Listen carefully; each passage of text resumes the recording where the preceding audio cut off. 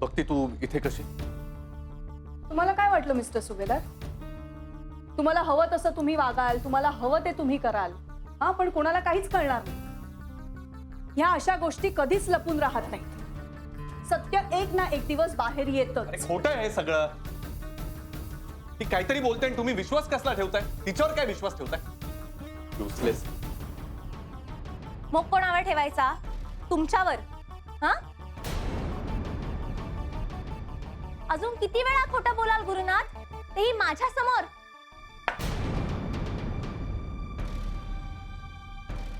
हजारदा मी शनायाला आणि तुम्हाला सावध करण्याचा प्रयत्न केला, समजावून सांगण्याचा प्रयत्न केला, पण नाही, तिने ऐकलं नाही. आणि तुम्ही काय होणार होतं शेवटी? कळलं ना आता सगळ्यांना? नाही, बरोबरच झालं. हे व्हायलाच हवं होतं. गुरुनाथ, मी स्वतः तुम्हाला दोघांना एकत्र बघितलं. मीही पाहिलं आणि एकदा दोनदा तुम्हाला इनडायरेक्टली समजावण्याचा प्रयत्नही केला, पण तुम्ही त्याच्याकडे दुर्लक्ष केलं. तसं जाईल कसं लक्ष? त्या मुलीच्या प्रेमाची पट्टी बांधली गेली असेल ना डोळ्यावर, दिसेल कसं त्याला? न घर दिसलं, न संसार दिसला, न बायको, न मुलगा. खरंच गुरुनाथ, तुम्ही बिचाऱ्या राधिकाचा अजिबात विचार नाही केलात. काहीच मनात आलं नाही तुमच्या? तिचं कसं होईल, तिला काय वाटेल, काहीच नाही. विचार येईलच कसा? मन एकदा स्वार्थी झालं ना की दुसऱ्या माणसाचा विचारच येत नाही माणसाच्या मनात. फक्त स्वतःचा विचार असतो मनात, बस. एवढी प्रेमळ निर्मळ बायको मिळाली तुला. तुझ्या दुःखात तुझ्या पाठीशी उभी राहणारी, तुझ्या सुखात आपलं सुख शोधणारी, सतत तुझं कौतुक करणारी, तुझ्या सगळ्या चुका पोटात घेणारी. सांग मला, काय काय उडीव काय आहे तिच्यात? की तिचं काही चुकलं होतं गुरुनाथ? सांगा ना. अहो, तुमची इतकी काळजी घेते ती, अथर्वला सांभाळते, तुम्हाला न चुकता डबा देते रोज, तुमच्या आजारपणात तुमची देखभाल करते. आणखी काय चुकलं तिचं? का ती लहान कपडे घालत नाही, फ्लुएंट इंग्लिश बोलत नाही, मेकअप करून पार्टीला जात नाही, वारेमाप खर्च करत नाही, हे चुकलं तिचं? बोला गुरुनाथ सुभेदार, उत्तर द्या. हो, आम्हाला उत्तर हवाय तुमच्याकडूनच.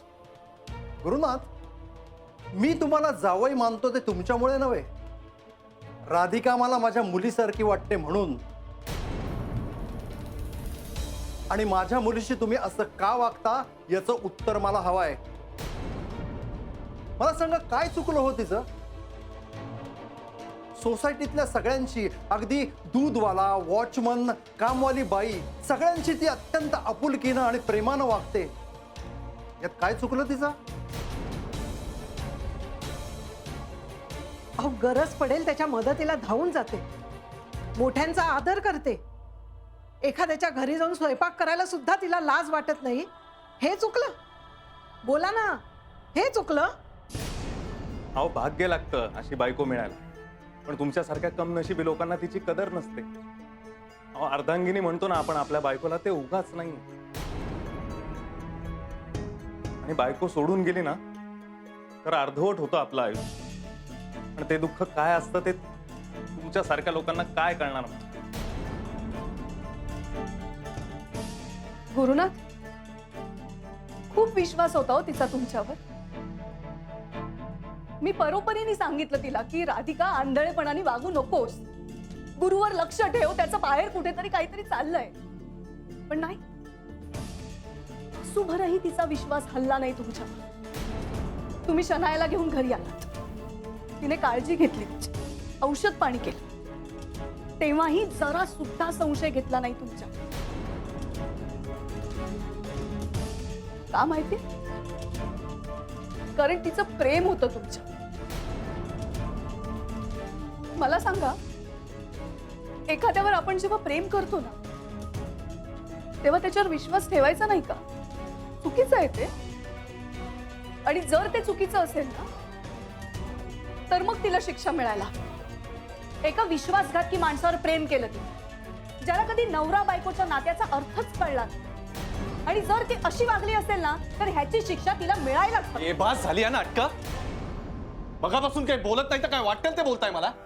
आणि ए, रेवती, तुझी काय डायलॉग बाजी ना तिकडे शो मध्ये, हा माझ्या घरात नाही चालणार. मला सांगते, संसार आणि नवरा बायकोचं नातं, तुला स्वतःचा संसार आला का सांभाळता?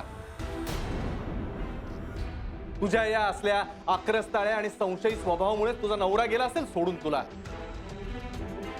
मला शिकवते संसार आणि नवरा बायकोचं नातं कसं असायला पाहिजे. तुमचं काय मिस्टर अँड मिसेस दामले, नानाजी, नानीजी. नानाजींना हे आवडतं, नानीजी हे म्हणाल्या. त्या राधिकाकडून ना ऐकून ऐकून डोकं उठतं माझं. मला एक सांगा हो, तुम्ही सारखे दुसऱ्यांच्या घरात घुसून का बरं बसता? नाही, बरोबर आहे, तुम्हाला स्वतःच्याच घरात किंमत नाही ना, म्हणून. गुरुनाथ, का हो? आता का झोमलं बोललेलं तुम्हाला? मगाशी मला सांगत होता ना सत्य फेस करा वगैरे, आता बोला ना.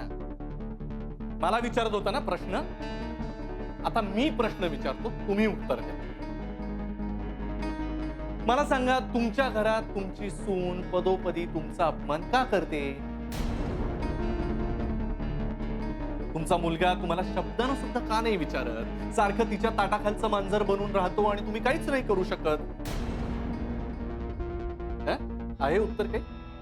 द्या ना, उत्तर द्या ना. मला विचारत होता ना.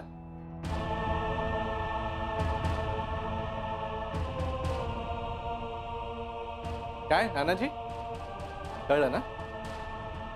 म्हणून लष्करच्या भाकऱ्या भाजू नका, आधी स्वतःचं घर सांभाळा, कळलं?